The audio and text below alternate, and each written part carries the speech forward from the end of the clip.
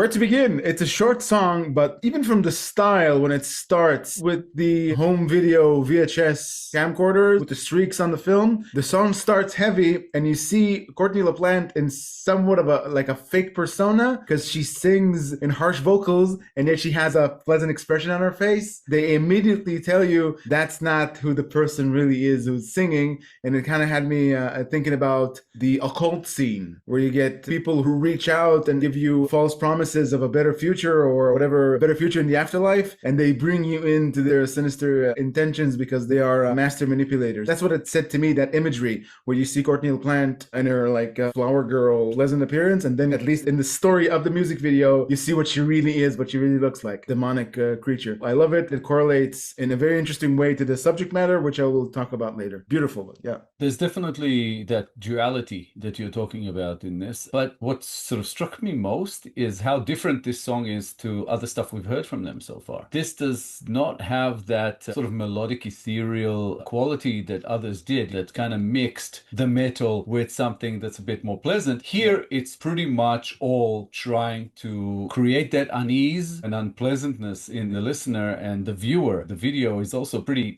in your face. I love it. It's confronting. It's really interesting, and it's a very short song, so we're halfway through. When we get through it, I actually look forward to talking about the lyrics.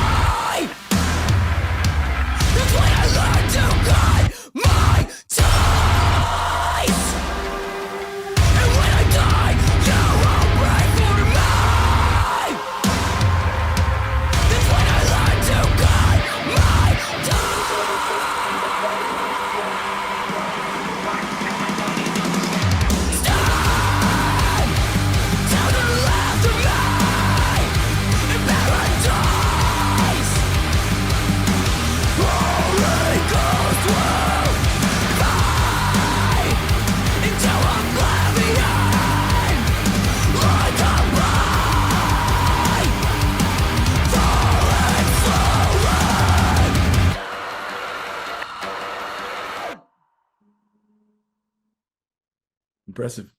Speaking of the music video, I love the fact that when they showed Courtney, the flower girl, as you put it, in some parts they had the black hands on her throat. So pretty much you're told that she's being manipulated the whole time and is not in control. Very cool. And I love the sound of the song. It's just so, like I said, different to other things we've heard from them so far. Not in the harsh part, but there was nothing of the other more pleasant, especially using Courtney's beautiful voice for a lot of the choruses. It does not happen here. And I really enjoyed that for a bit of a change, you know. Obviously, the religious references are everywhere, and this song to me seems to be some sort of a criticism and even a parting of ways, maybe, with religion. There's something that just expresses that sort of discontent with religion and all that it may have promised or it has led a person, the narrator, and now that they're basically pulling away from it and going a different way. Yeah, in my mind, there's a criticism against zealotry as a whole, where you can't be critical or even look for discrepancies in religion. I mean, you can, but it'll be frowned upon because you will be perceived as somebody who's trying to undo the fabric of that faith. I didn't see it at the beginning, but the flower girl, Courtney, it could mean that we're looking at Eve in the Garden of Eden, and the evil Courtney is the snake who's manipulating her. I think that the message here that they're correlating the manipulation that the snake was doing on Eve as not so different than the manipulation of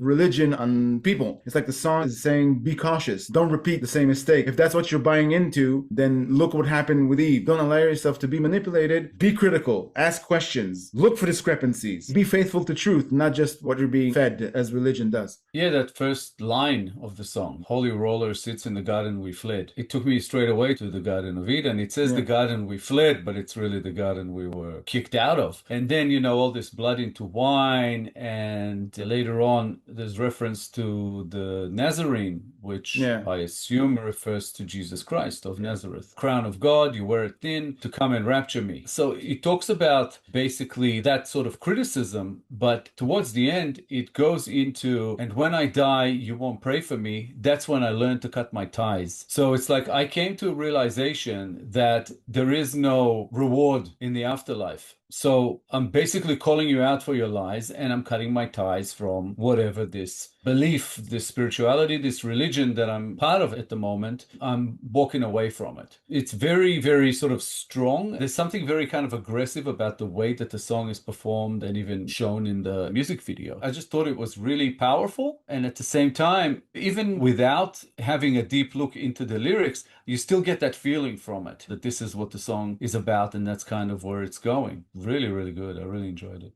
Yeah, it's not a generalizing term. I know many religious people that are welcoming questions and you'll get a debate out of everyone, but some people don't like it when you question religion, when you question faith as a whole with regard to what they believe in. And that immediately exposes a weakness. You don't want me to ask questions why? Because you don't want me to corrupt my ways as you say so, or you're afraid that I might find something that might mess with your system of belief. Here, the criticism is pretty much straight out saying that religion lies in a way. And following from what you said, there's just nothing that offends a liar more than the truth. It's that kind of thing. And you look at that verse, I think that was the last verse of the song, but it was also repeated. It says, stand to the left of me in paradise. Holy ghosts will fade into oblivion like a blade falling slowly. Curse the holy down. The narrator is saying, yeah, curse them. I hope that they all fade away, that they all fade into oblivion and basically die and disappear, because there's no place for such lies and treachery and deceit, and we need to live our lives a different way. That's kind of what it feels like to me. It's like I said, it's pretty intense. I like what you said about religion lying. When I think about it, I don't think that religion lies. I think that religion is a tool designed to sell lies as truths. If you want to get everybody in line, but you know, some people might not believe it, so you package it as this immaculate theory that you're supposed to go along without asking any questions. So you can sell whatever you want in it. You can perpetuate any lie, and that leads to zealotry. Yeah, well, the zealots lie, the agents of religion. Whether you think religion is a good thing or a bad thing, I think it has its positives. In the same breath, I don't believe any of it. It depends on who you are, but the fact that religion tries to keep a hold of, especially the ones who already are raised into it. I think that's what this song is kind of about. It's saying, I grew into this and was forced to believe and was forced to follow, and I recognize the lies and I want out and I am cutting ties. That's what it feels like. It feels like somebody is like emancipating themselves from a life that was under this spell. The healthy approach is to always question everything. But there's a flip side to that coin. If you always question everything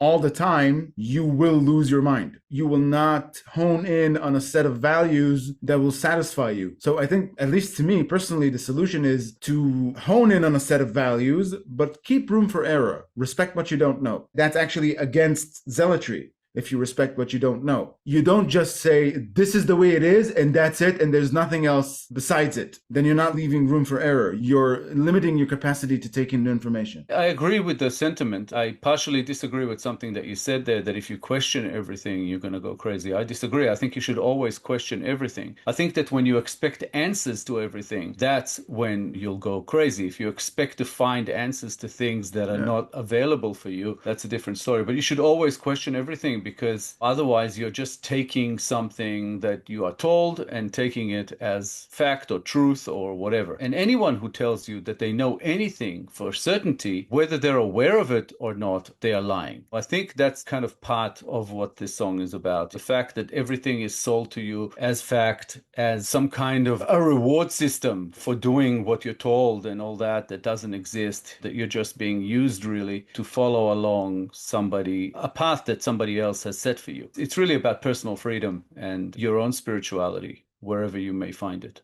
Yeah. But as always with SPIRITBOX lyrics, there's always an interesting discussion. I like the way they put a song together in that way, and musically as well. I find them really, really cool. And with regard to that, I don't know if their name has anything to do with it. At least in this song, this is the first song where I connected the subject matter to their name. They're called SPIRITBOX, but they're actually talking about thinking outside the box. They are spiritual, but they're outside the box. Yeah, because spirituality is not just one thing. Very, very cool. Another great song, another great request from Dan. Thank you, Dan. We appreciate bringing us back to SPIRITBOX, and as always, your amazing support. Thank you so much.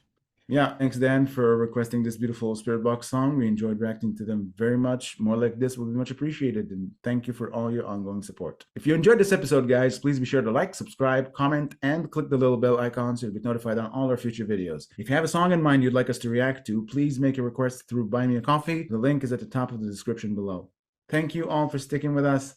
Thank you all for your time. As we always do, after 3 songs that we cover in episodes of any one artist, we put together a playlist. So up on the screen around now should be the SPIRITBOX Reactions playlist. Feel free to send us requests through BuyMeACoffee to add to this playlist, and we will do our best to oblige. Thank you so much for all the support you're throwing our way. We appreciate you. We'll be back in a couple of days with a new episode. We hope to see you all then.